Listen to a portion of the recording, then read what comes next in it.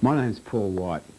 I've been working in alternative media for a number of years now and researching a variety of arcane realities.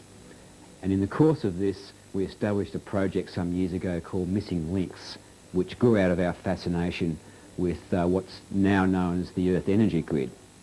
Back at the time, we were just beginning to hear things about ley lines and energy flows through the Earth and the Earth's electromagnetic field, and found it referred to as dragon paths in one part of the world and song lines in our own part of the world. We discovered to our surprise that the local Aboriginal people had a very developed and secret tradition about the energies that interconnected all of the sacred sites. And talking with them, it became obvious that there was very different kinds of energies and all sorts of strange things going on that weren't familiar to us. And then we began to find references to this energy grid in the ancient records, and the fact that pyramids and the temples built on the key nodal points around the world had some sort of strange significance and implied the existence of some kind of ancient technology, a technology perhaps beyond machine technology as we know it. Existence of some kind of ancient technology, a technology perhaps beyond machine technology as we know it. Found some correlation between UFO occurrences and this Earth grid phenomena. That's right. I've found that there are numerous grid patterns that describe the world and describe the energy lines on the world. The grid pattern that I'm most interested in is one called the Becker-Hagen's grid pattern, which is a grid pattern that's actually based on the 5 Platonic solids which we use in everyday life, the cube, triangle, octahedron and so forth. This particular grid pattern points out 4,682 different locations around the world where there is a potential for strange and unusual phenomena to take place. What's particularly interesting is that in these particular locations, right throughout the centuries and millennia, our forefathers and our ancestors have actually gone to these places and used them as their sacred sites, places where they will go and have what we might call shamanistic experiences, out-of-body experiences, where they may commune with their guides or their spirits or their animal totems. So there is a tradition of such experiences in these places around the world throughout the folklore and so on? Very much so. In every country around the world, from Africa to America to Australia to Britain, through all the way through Europe. Any of the sacred sites around England, the old monolithic circles, for example, are actually fit closely into this grid pattern, and it's in these areas that people, even today, will have unusual experiences.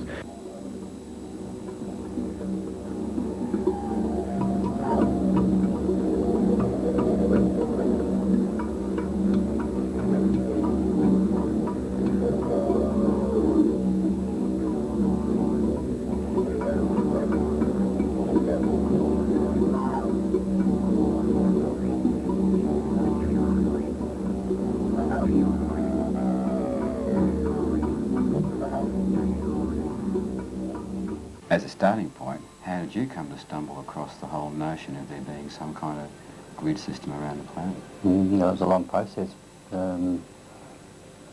My interest started back in 1952 when I actually sighted what we generally call a UFO over the Bendigo Harbour in Auckland. And, I knew then there was something up there that was strange. It was definitely not an aeroplane in those days.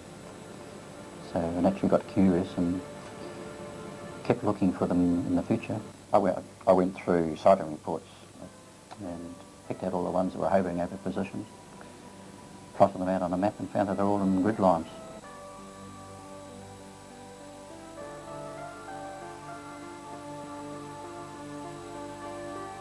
So you began to look for mathematical relationships between the plotted points? Well, not at that stage.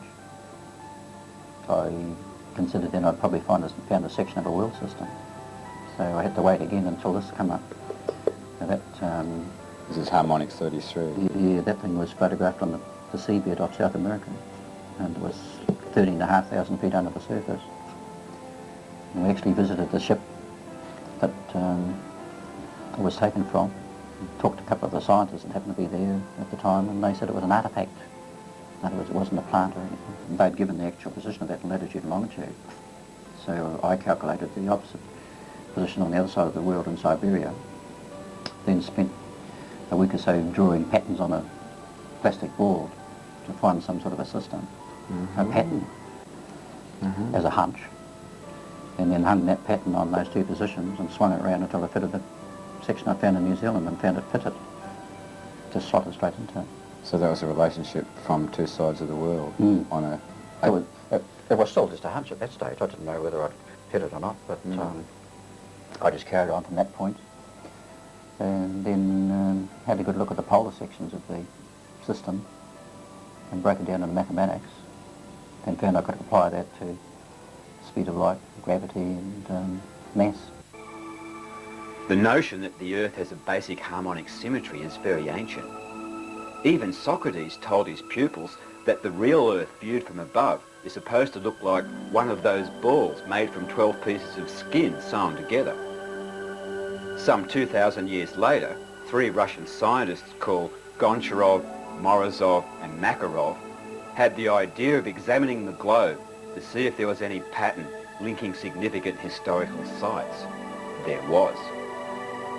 Like Captain Bruce Cathy in New Zealand, the Russian researchers found a precise and recurring geometric pattern connecting key sites from Egypt to China. They had discovered a worldwide lattice-work pattern, an energy matrix as they put it, that was built into the structure of the Earth. They made the interesting suggestion that Earth had begun life as a giant crystal whose orbital spin had moulded the plastic magma into a sphere. The Russian research described 12 large pentagonal grids covering the globe, a dodecahedron, overlaid with 12 equilateral triangles. At the same time, in the United States, Ivan Sanderson, researcher into the unexplained, began plotting areas around the globe where magnetic anomalies and other energy aberrations were linked to a full spectrum of strange physical phenomena. He developed a 12-point icosahedron grid that linked these places.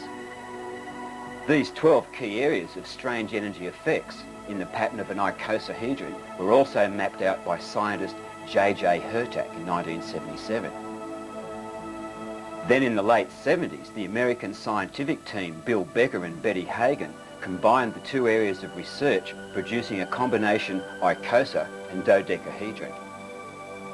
The overlapping icosa-dodecahedron grid has now been adopted by almost all grid researchers except Bruce Cathy, who's developed unique mathematics working with a cube octahedron grid. The lines and intersection points on the Becker-Hagen grid were found to match the Earth's seismic fracture zones and ocean ridge lines, as well as outlining world atmospheric patterns, paths of migratory animals and nomadic peoples, gravitational anomalies, the sighting of ancient civilizations, and the worldwide enigma of pyramids. Famous points on the grid include the Great Pyramid, Easter Island, Maralinga in Australia, Nazca in Peru, Angkor Wat in Cambodia, Stonehenge and so on. So it's only now becoming clear to latter-day researchers that knowledge of the Earth's biomagnetic field is very ancient and has been utilised by civilizations in prehistory.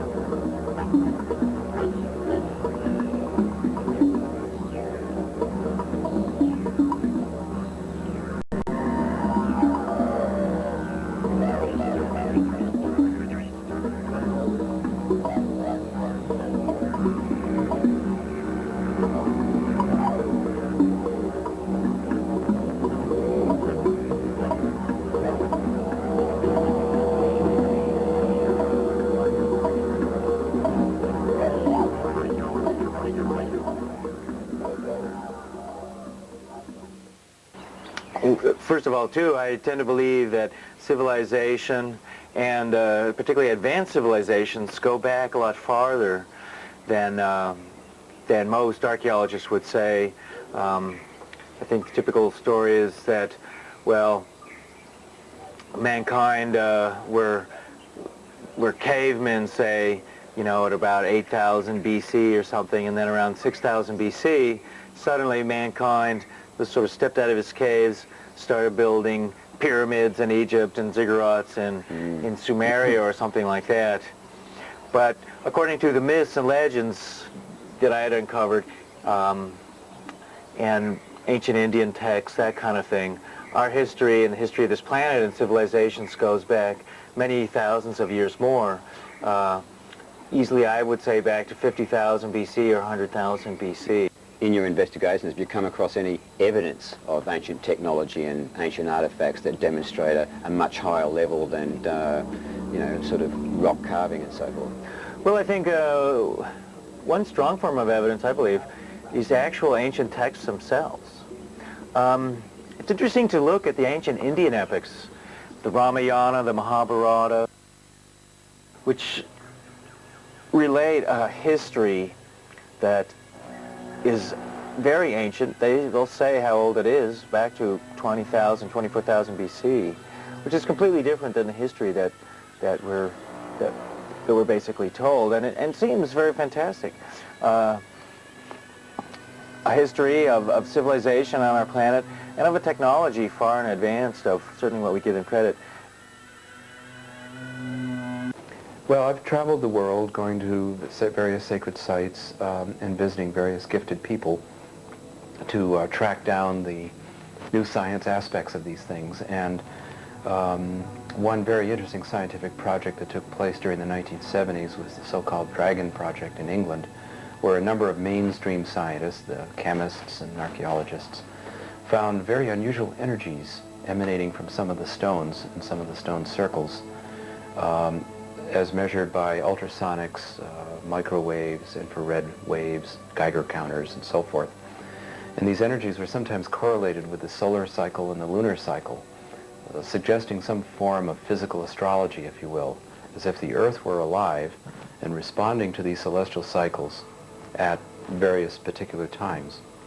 It's as if the stone needles, or the stone megaliths were like needles, acupuncture needles in the body of the Earth, transmuting and transforming the energy of the Earth. And my guess is, given this evidence and given the powerful experiences some of us have had in these sites, is that these so-called pagans or primitive people were a lot more intelligent than we give them credit for. The chambers and the perimeter cavity resonators. Cavity resonators? Yeah, some sort of could be a transmitter of some sort, I'm not sure. One that picks up sound and oscillates it in a particular sort of fashion? I think they were probably activated by sound waves. But what the effect was after that, I don't know. But I've got a hunch that they do something to do with communication. The grid research of Bruce Cathy has focused on the grid's pulsing harmonic pattern and how that relates to UFO or skylight phenomena. It's not unreasonable to assume a pulse to the universe, an electromagnetic heartbeat, if you like. We are only now beginning to realise that certain ancient structures were in fact advanced tuning devices that tap these energies in a variety of spectacular ways. There are significant clues to suggest some sort of ancient harmonic sound technology.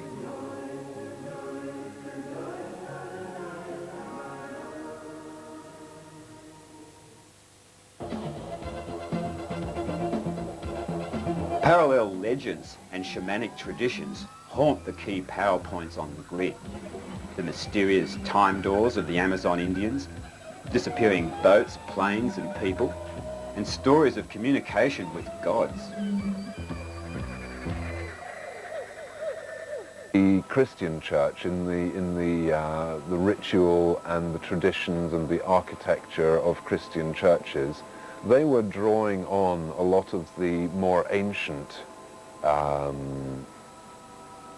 realities For example, in Europe, you'll find that a lot of the oldest churches from the Dark Ages and the early medieval period, they were all sited on prehistoric sites, and they were oriented according to the same kinds of principles as places such as Stonehenge were oriented. I think ancient people were aware that in order to bring about human evolution, that they needed to empower, amongst other things, places, because the power places are rather like the acupuncture points of planet Earth, and if you carry out certain kinds of acts at those acupuncture points, then you influence planet Earth in all sorts of different directions. I didn't know at that stage that the Earth had two magnetic fields. We thought there's only one, but there's two, which are running through each other in opposite directions. Hence you get the grid intersection points. Well, that's what I think it's made from the two magnetic fields. When they're travelling through each other, you get vortices, trillions and trillions of vortices, I think, which make up the atomic structure. And the actual pattern, if you look at it afterwards, it forms a grid pattern.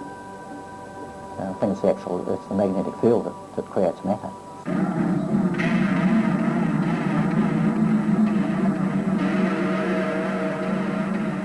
You see, in my physics I can show that the vortex is not only the particle of matter, but it's also space. Space is the very thin extension of vortex energy beyond matter. The particle of matter is simply the very dense center of the vortex. So the space-time world in which we live is created by movement at the speed of light. You can possibly use the system itself to affect different parts of the world, if you know that. Yes. What you know is, you can possibly use the system itself to affect different parts of the world, if you know that.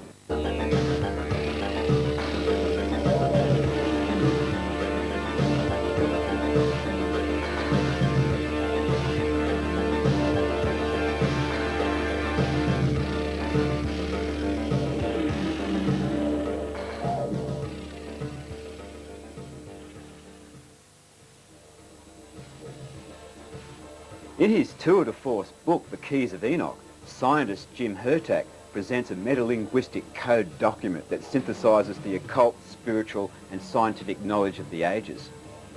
Dr. Hurtak details the ancient grid system and proposes 12 time-warp vortex areas on the grid. These 12 key vortex areas around the world are described as some kind of dimensional switch points of proto-communication that were used by our progenitors, the gods of old, who came to these places to help and teach humanity.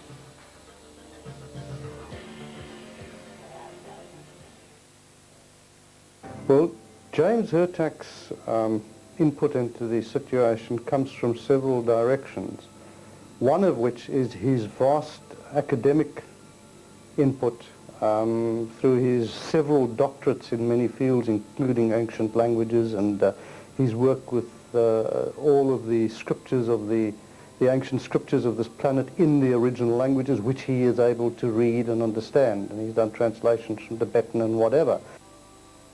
The other part of his input comes from personal transcendental experiences that he has had, relating to an interface with an intelligence greater than the one walking on two legs on this planet. And the combination of the two forms the basis for his work. Now, where I personally interface with him in this work, and I must tell you that the work that is to be done is so complex and so varied that there's no one person who can grasp it all. Much of it's very scientific and very specialized. Where my own sort of sole response has been is in the use of ancient chants, mantras, invocations, which appear to be designed as more than just pretty songs to please the ear, but for purposes of protection for one, and also for generating the energies which will create a protection around one, and also for triggering off a search for a better way of viewing things. A lot of these ancient sounds, I feel, have come down as part of a very high science of sound, You're in fact we've describing lost. an ancient technology. an ancient science of sound technology which we have lost sight of.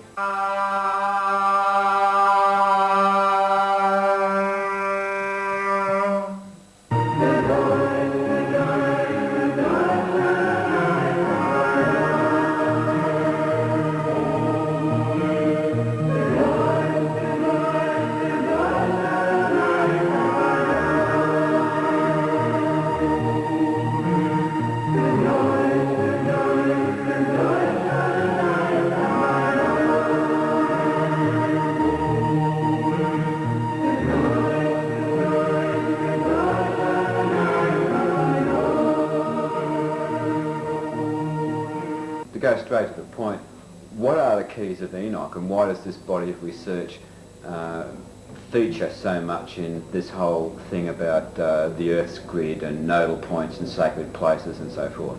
Why is the keys of Enoch such a critical body of knowledge when it comes to understanding all of that? Well, the keys of Enoch present a succinct and complete body of knowledge, a body of knowledge that tells us who we are, where we came from, where we're going, and indicated through a series of, for want of a better word, prophecies, modern prophecies, very accurate, precise prophecies. Keys of Enoch is a body of knowledge that was given through a gentleman called Dr. James Jacob Hurtak, who had an off-world or interdimensional experience with this higher intelligence. And they took him into another space, filled him with this information and sent him back, and basically said, you've got very little time left. There's a geocataclysm of the 10th magnitude coming, and you have to instruct your scientists with these 64 keys, which will give each of your sciences its true orientation and direction to prepare you for what's coming up. Now, the keys then were divided up. They operate in different levels, some on genetics, some on astrophysics. The key that we took to work with in relationship to the idea of sacred sites and the grid were the keys that described the grid and described its function and described how it was used in the past by other civilizations, and how the people of this time prior to this cataclysm would be able to rediscover the dynamics of the system, and also that coded in stone we would find the instructions left behind. I like the cliche of, well, how do you want it, written in stone or what? And these are the things that have been discovered all over the planet, and these sacred places are coded in stone, ethnological museums with various heads and bronze and so forth. And this is how it relates to the ancient knowledge of This is indigenous exactly how it peoples. relates to the ancient knowledge. These beings that are described in the Keys of Enoch are the beings that came from cycle upon cycle upon cycle and initiated races and development of evolution and civilizations. Some of the races went from Alpha to Omega and were able to leave this dimension altogether in total. Other races like our own have kind of stumbled through time and risen to heights and then catapulted into the depths again.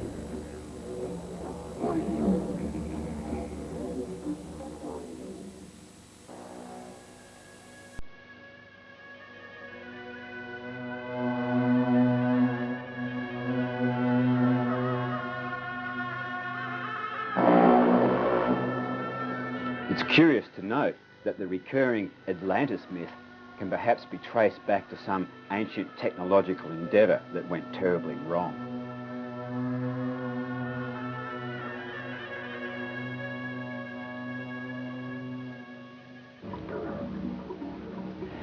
Many of the world's indigenous people who share parallel traditions and ancient legends say that the Earth energy field is damaged in some way.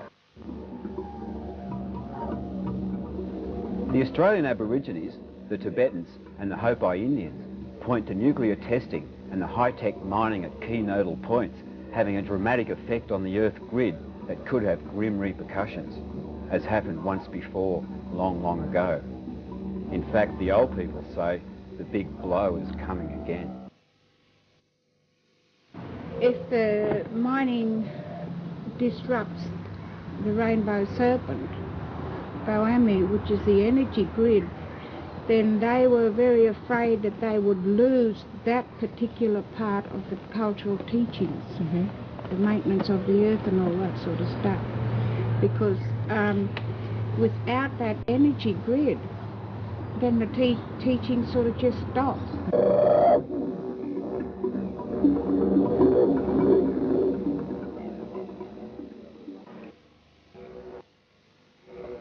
The Missing Links documentary project has become an ongoing exploration and networking process to collect the fragments of ancient knowledge surviving through Indigenous and Aboriginal people that could offer real hope for an ailing planet. The project originated with a special meeting of Aboriginal elders from all over Australia in 1976, who decided the time had come to reveal the secret knowledge, because if they didn't, the planet faced imminent destruction.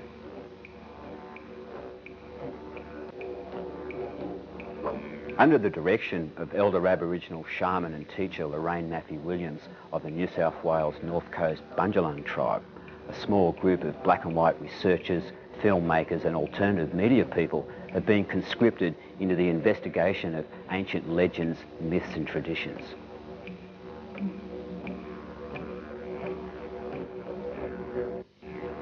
In part 2, we travel out to grid point 44 in the heart of Australia's Flinders Ranges to the central harmonic grid point, the energy vortex that all the ley lines in Australia radiate out from. There, we'll examine the enigmatic discovery of 40,000-year-old hieroglyphic writing. We'll talk to a few people about the implications and see if we can't get a bit closer to this ancient harmonic sound technology.